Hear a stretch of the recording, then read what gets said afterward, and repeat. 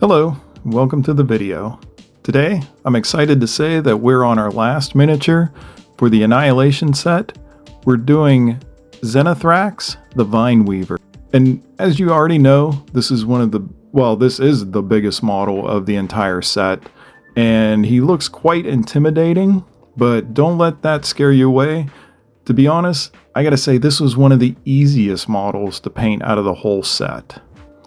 And what we're going to do is we're going to prime them up white first, and I kept mine separated. I thought that it would be easier to get into all of the different parts. And it actually plugs in pretty solidly. So I left mine apart. It's just something you might want to consider. So with that, let's get started. I'm using Speed Paint's Ancient Honey to do the yellow skin first. I figured that since this is the lightest part, it would be easier to do this and then do the dark metal over top. For yellows, I always struggle painting yellows. It's just such a challenge for me. But this speed paint actually covers so well in one coat. It's kind of amazing how good it does. And in my opinion, this was the right color that matched the card art, so I was pretty happy with that. And with this, I'm just putting down a nice even layer all over the skin parts. As I said, it usually only takes one coat. Sometimes you have to go back and just touch up a couple of spots that you might have missed.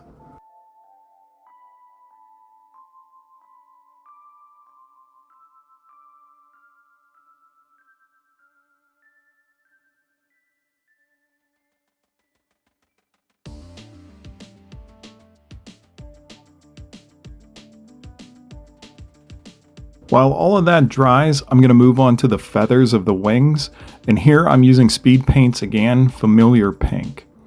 This color here goes on really nice. It leaves a nice solid layer with one coat.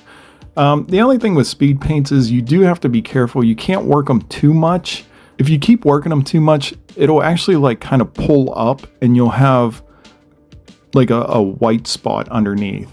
So with these, it's better to put down one nice even coat, let it dry completely before you come back and do anything else. And with this, I'm just going over the entire wing. All of the feathers, I'm just painting them in this pink color. That's one thing that made this model pretty easy to paint, is that there's only like 3 major colors that you have to do. And you don't have to do a bunch of highlighting either. Like you can just put down these 3 layers or these 3 colors, and the model is going to be pretty much finished.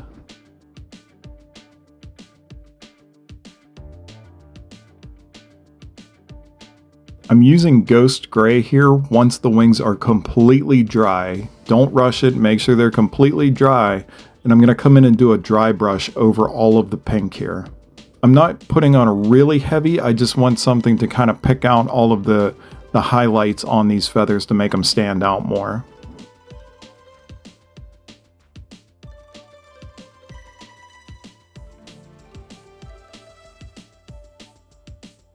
Here I'm using Toxic Mist.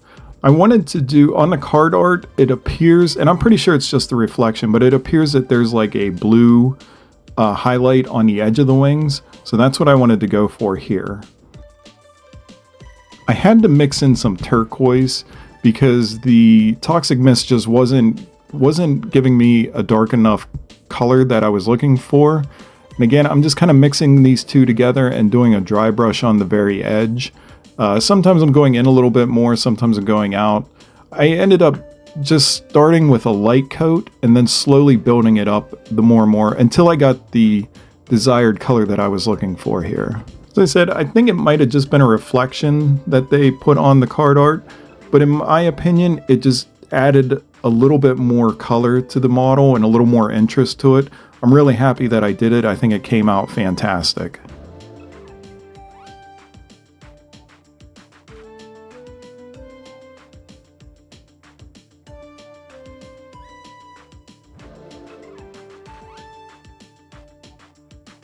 I used this rough iron paint to do the spikes on the wings and also to do the rest of the armor on the dragon here. I think that you could use any dark reddish metallic here to get the same look. And with this paint here, it actually covers up really nice in about one coat, so you don't have to keep going back over it. And since these sections are so large, I actually use some of my older brushes that are a little more beat up, just so that I'm not busting up my fine detailing brushes with these large areas. So I tend to kind of keep a lot of my paint brushes until they are just completely unusable. I always find something to use them for, whether it be dry brushing or large areas like this. And while I'm painting the metal parts or the armored parts, I am trying to be really careful because I don't want to get a lot of this on the yellow. It's going to be very hard to correct it. You can, but I just thought it would be better to really take my time and not go into the yellow too much here. I came back with the familiar pink just to do the inside of the mouth.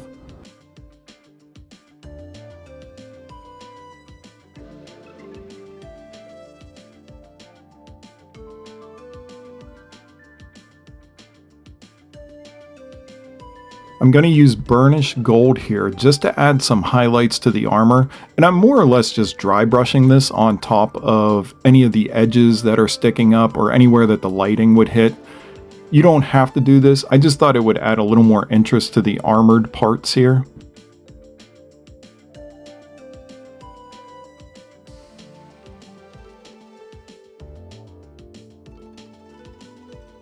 I came back with some toxic mist to do a little bit of dry brushing on the ends of his tail. Now again, this is a part, I don't know if they meant to put this color into the model, but on the card art I saw it, and I'm sure that it's probably a little bit of just reflection or the atmosphere around it. But I thought, again, this would just add a little more interest to the model, since really there's only 3 major colors, that this would just kind of give it a little something else to it. And I'm just kind of going to dry brush it, and I'm just going to keep going over it and a little bit heavier until it's to the color that I want. And then also very light at the edges where I want it to blend into the yellow.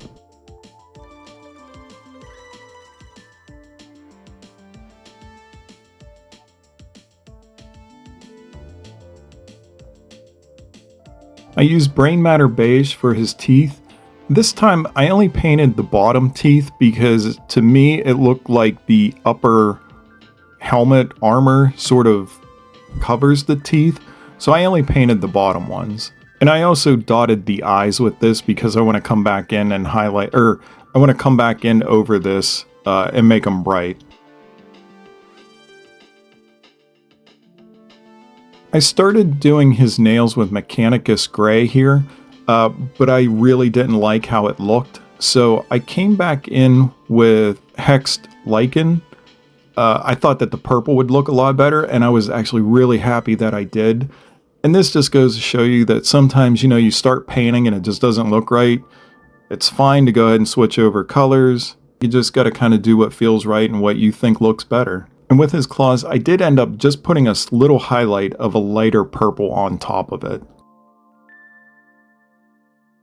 I came in to finish the eyes with I just kind of flooded them with a little bit of Speed Paints Red here.